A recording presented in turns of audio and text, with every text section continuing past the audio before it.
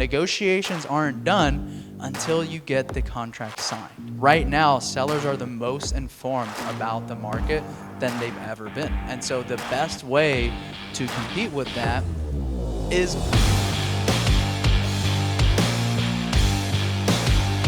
the reason you ask for the motivation is to see if there is, so two things. Number one, is there something that's forcing them to sell the house versus is there something that's making them want to sell the house versus do they just want to hear a cash offer and see if your offer is going to be high enough for them to take it, right? So those are the things that you're trying to identify. The first thing, things that force them to sell the house. Pre-foreclosure, right? House is going up on foreclosure auction. House is red tagged by the city going to get demoed, right? It's on the demo list. They could be going up for tax auction, right? So these are all things that force the seller to sell. They have no other option but to sell because the house is going up for auction. That they're going to lose the house to X. They have some sort of timeline where they have to pay off this judgment by a certain time, and they need the money within a certain X amount of time. So you want to see, is this a seller that has some sort of external reason that's forcing them to sell? If it is, those are the sellers that you want to continuously follow up with, right? Because not everybody is going to immediately sell their house when they are first on pre-foreclosure, right? As soon as they hit pre-foreclosure, everybody's hitting up the sellers. The first thing they're trying to do is figure out how to keep the house, right? But they have some sort of external reason where they have to sell the house. So these are better leads to follow up. Obviously, if you have all the time in your business to follow up with everybody, you should. But over time, if you're talking to a lot of sellers, you're going to have to be selective on who is on my hot list to follow up with and who's on my month follow-up, 2-month follow-up, and things like that. And you need to use these dates and external reasons to calculate your follow-up, right? So motivation. Once I get all that, then I start to say, I'm going to figure out what's going on in the area, right? So I like to ask them, do you have an idea of what houses are selling for if they're fully renovated in that area, right? So it's another way to ask for price without necessarily asking for price. If they tell me, oh yeah, houses selling renovated are selling for $300, $350, right? Then I know they're going to think that their house, once it's renovated, is going to sell somewhere between $300 to $350, right? And so now I'm kind of getting an idea of where they're going to want to be. It makes it easier for me to work backwards because I talked about repairs. So if houses are selling between $300 to $350 and I calculated about $90,000 worth of work, I can use that data based on what they're telling me if it goes in my favor, right? Again, you're just gathering information and determining, can I use this in my favor or not? Sometimes you can't use it to your favor because they're like, yeah, houses are selling for $300, $350. You look at comps and they're not. They're selling for $200 to $250, but they were selling for $300 to $350 3 years ago, and that's what they're stuck on, right? And so you're going to have to have that come to Jesus moment with the seller, right, and let them know that things aren't the same, right? But you're gathering this information to determine where am I going to go with this seller. So do this on the phone if you can, right? I like to do this on the phone. We put them on hold, right? It's okay to put sellers on hold. If you're doing this in person, take a laptop with you, turn on your hotspot, and do the comps with them while you're at the property, right? Don't waste time because it's a very, very competitive market. Raise your hand right now if you're actively talking to sellers to buy houses. Okay, so look around the room. So there's at least 10 hands up, right? So that's 10 people that are just in this room.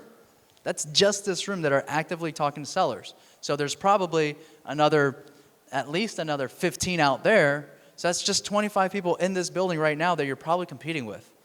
And so you want to get sellers while they are hot. Time is of the essence on every lead. So you want to do this while you're on the phone, right?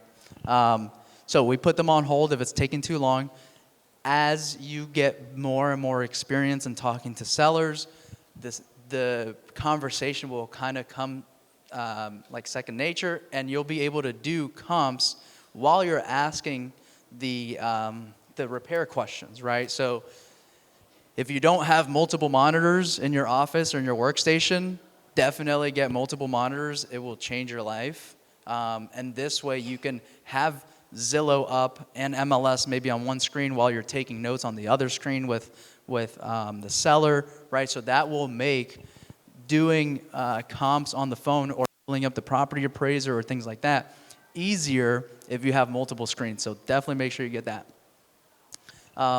So I like to run comps, do the neighborhood analysis, and then after I have all the information, I have the story on the house, I have the repairs that need to be done, I have the reason they're looking to sell, and I have what comps are going for, ARV comps, but also as-is properties, right? So if there's house is selling for 300 to 350, right? In this fake scenario with the seller, he said 300 to 350, but there's also as-is houses that need work selling for 200, 190, 210, then I'm going to bring those up, right? I'm going to spend more time talking about those houses because that's going to be more in line with the price that I need to get, as opposed to bringing them down from this needs $50K in work. Houses that are fixed up are selling for 300. You can work the math backwards, but if you do have as-is sales, that will help you also get a better deal, right? Then you go into negotiations. Again, this is another time where I ask for price. How much are you looking to get for it? How much did you want to walk away with, right? So it's different. I don't always ask this. When I ask for price, I don't ask it the same way.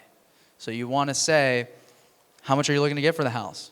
Is there a specific number you're looking to net from the closing, right? Things like that. Do you owe anything on the property? So these are different ways to figure out their ask price without asking the same way, how much do you want to get for the house, right? And that's when I will go in and start the negotiations. Make my offer, start lower, get higher, and I'll go into way more into actual negotiations on the next slide. But using data is the most important thing right now with negotiations.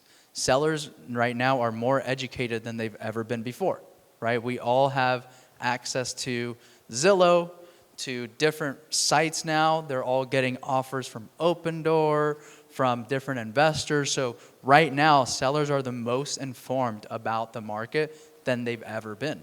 And so the best way to compete with that is by using data, okay? So what do I mean by data?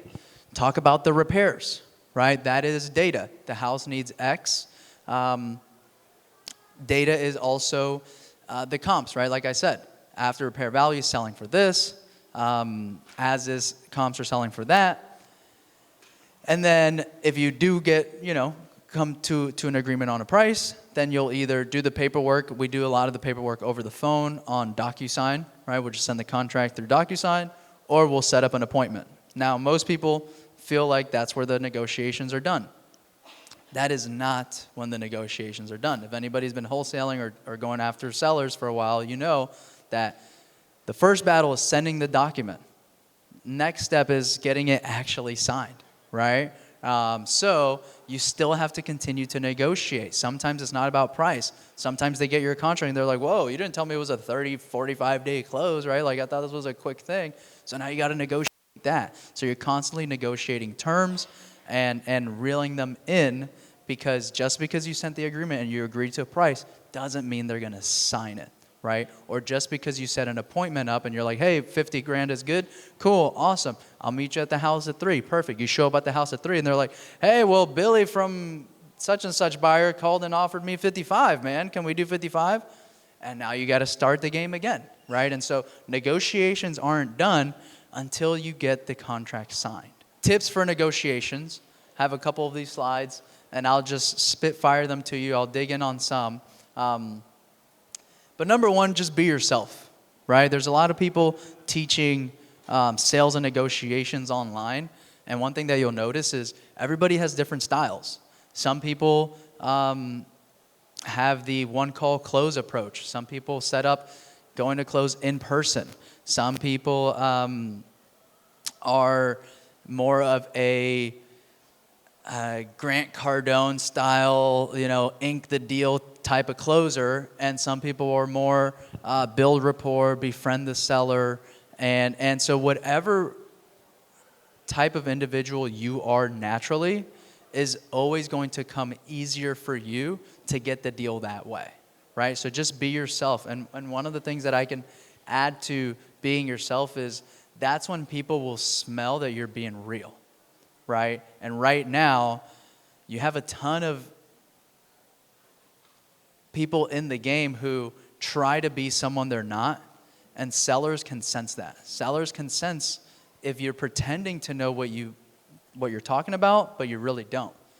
And it's better to just say, I don't know what I'm talking about when it comes to this part, but I'll figure it out, right? And just be yourself. And I know that might sound corny, but it is the truth.